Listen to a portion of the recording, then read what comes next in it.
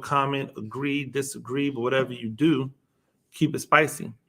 5-star ratings are appreciated. And if you're joining me on the YouTube channel, make sure that you like, make sure you subscribe.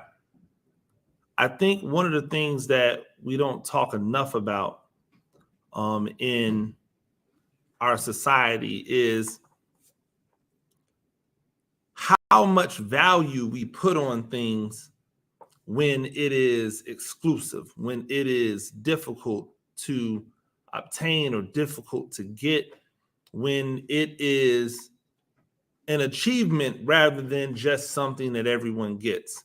I know we make a lot of fun about participation trophies and how the participation trophy has really diluted the value of the trophy, the value of the award.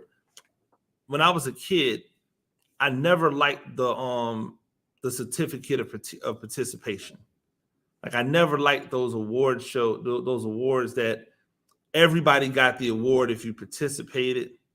I was only interested in the awards that you got that were the special awards, that were the awards that went to the people who actually did it.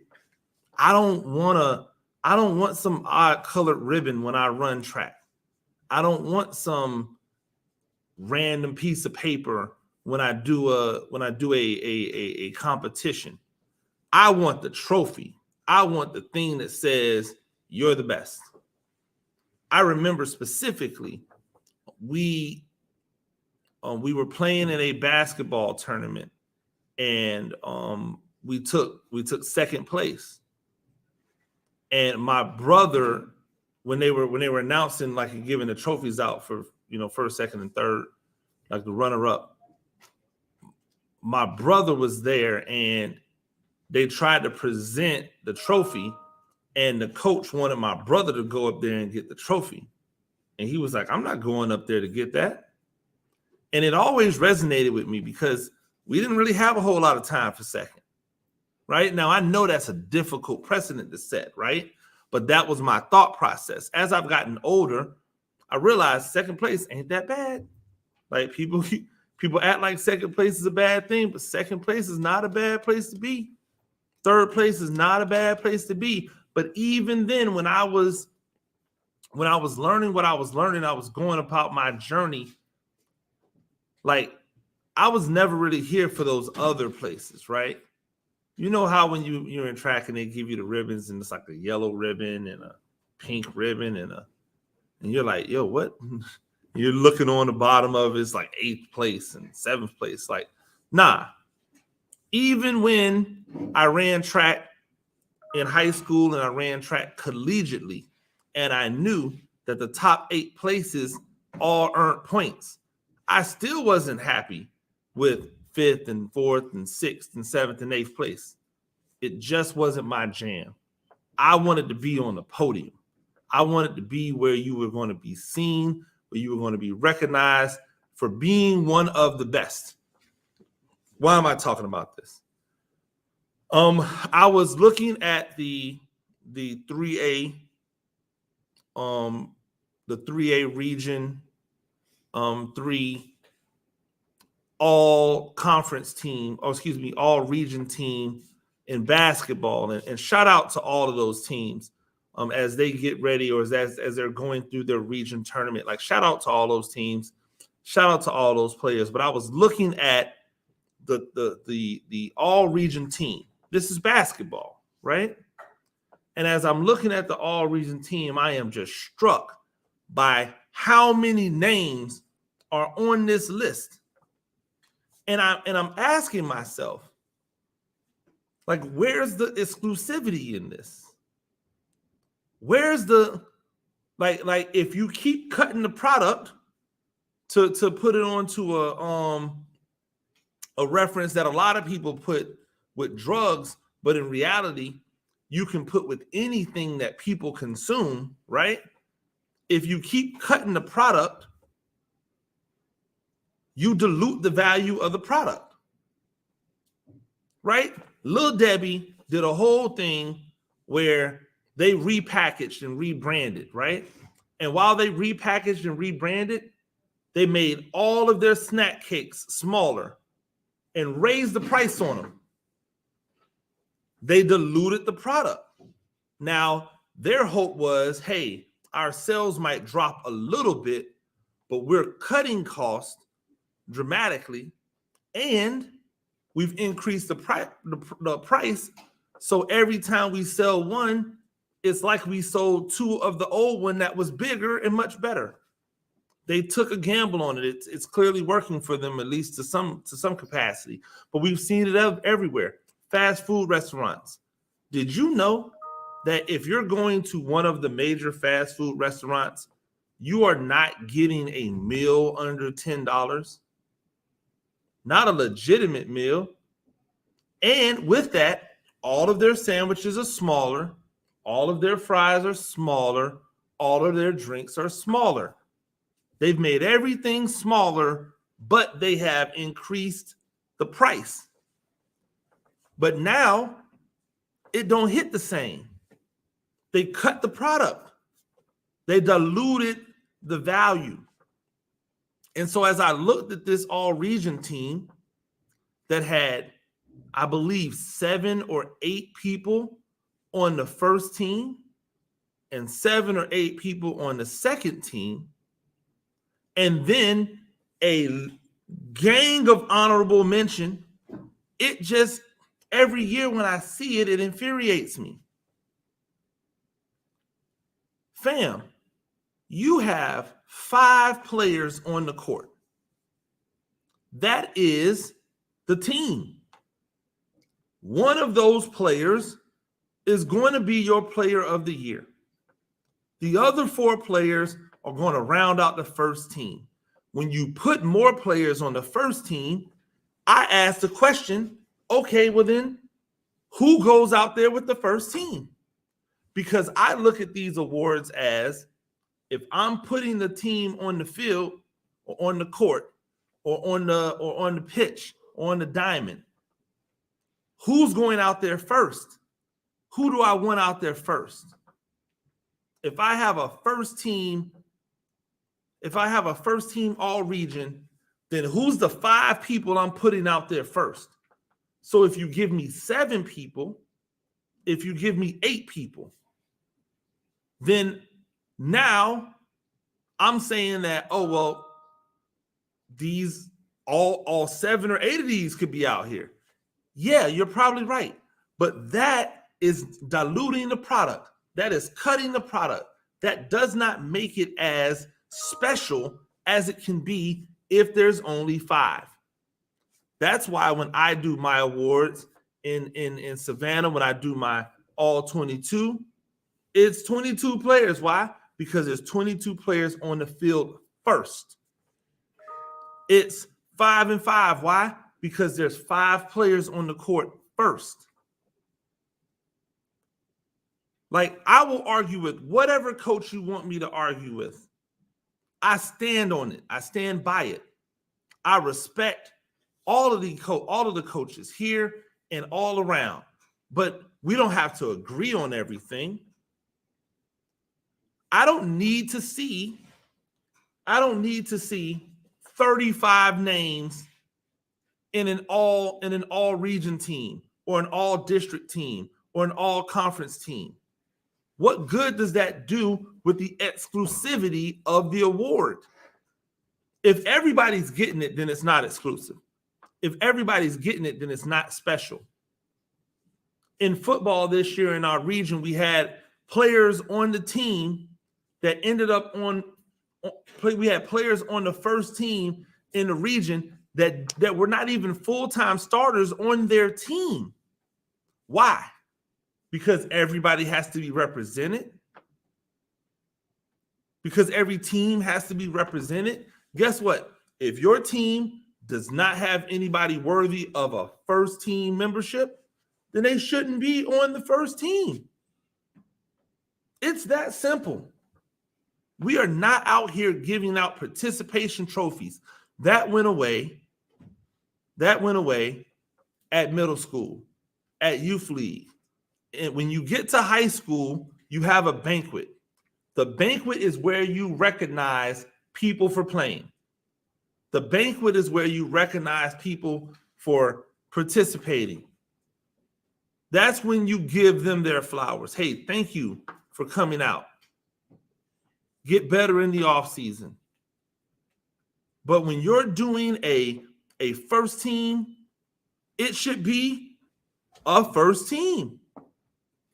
Why do you think that the all pro and the all NBA, why do you think those things are so much more exclusive than the all-star team? Because there's only one of them.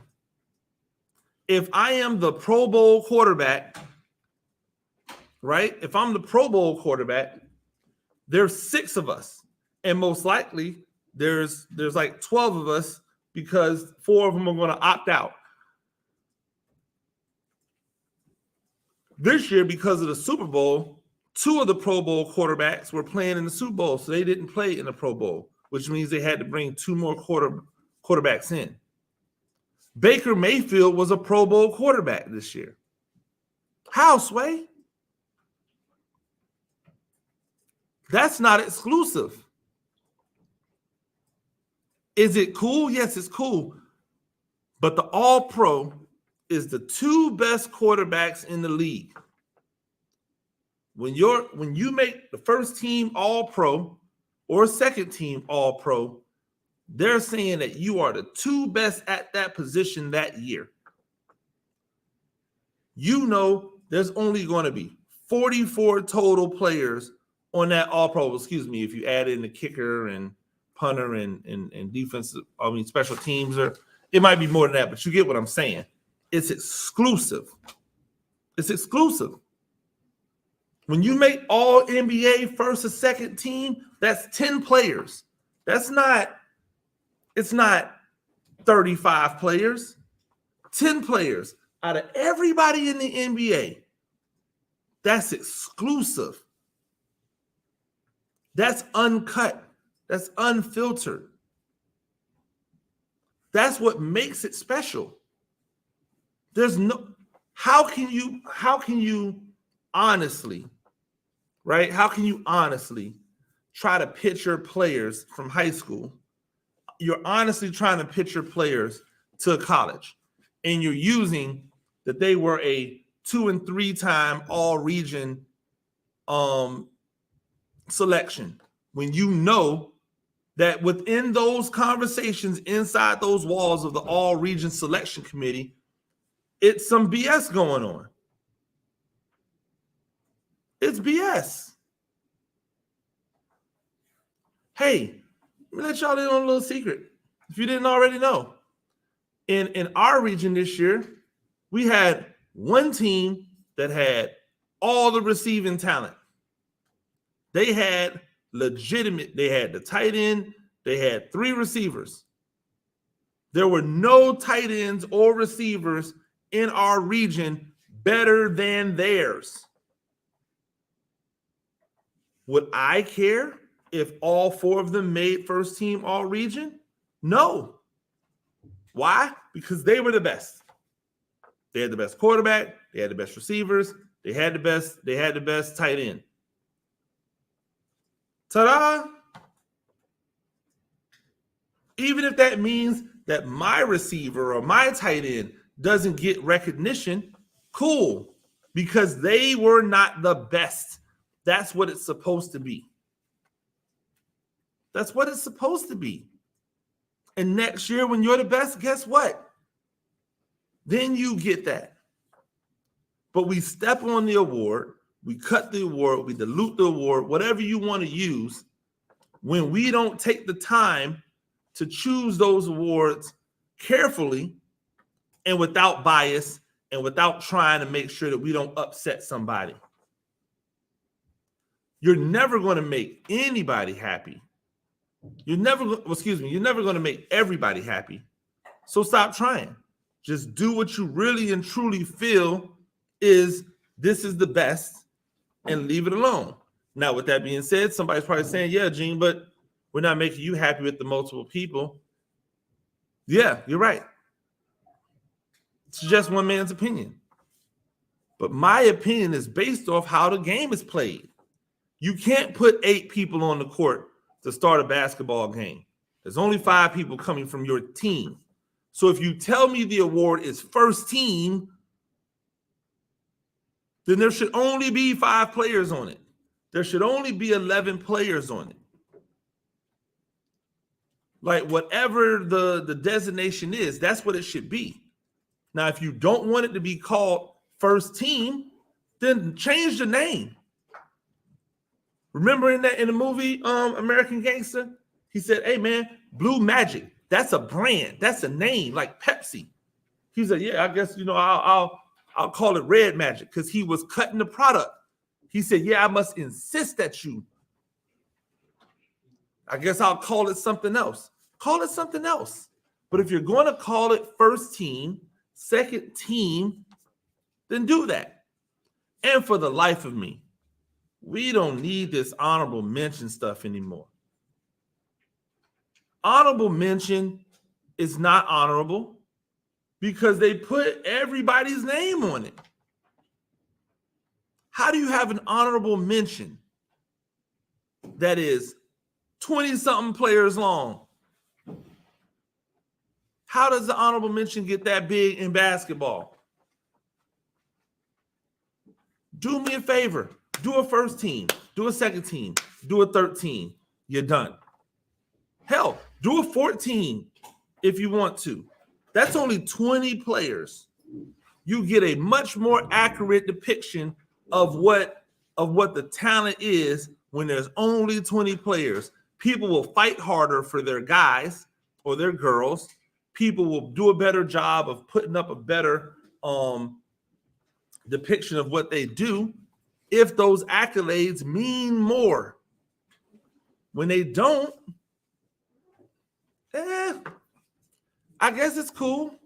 It's why I don't get excited over awards like these anymore. Because what do they really mean? It's rough out here in these streets, but I think we could do better, and we will do better. Happy Valentine's Day, everybody out there. The one thing I'll say is it's tough to be a guy right now, Valentine's Day or any other day. Prices are outrageous, and if you are trying to get to know a young lady out there or a young man, if that's what you're into, it's expensive to court. It's expensive to court. Because if you try to take someone on one of those dates, that doesn't cost a lot of money, then they call you a brokey, right? They say you're trying to shortchange them. If you take them on a real date, you're spending hundreds of dollars on a date just to find out if somebody will call you back. It's difficult out there. I salute all of you dudes. But it's rough. It's rough. Happy Valentine's Day to everybody. Y'all stay up. Ladies and gentlemen, that's another edition of Talk Spicy. I'm Coach Gene Clemens. Do this thing a few times a week. Rate the show, comment, agree, disagree. But whatever you do, keep it spicy. 5-star ratings are appreciated. And if you're joining me on the YouTube channel, make sure you like, make sure you subscribe. Till next time, peace.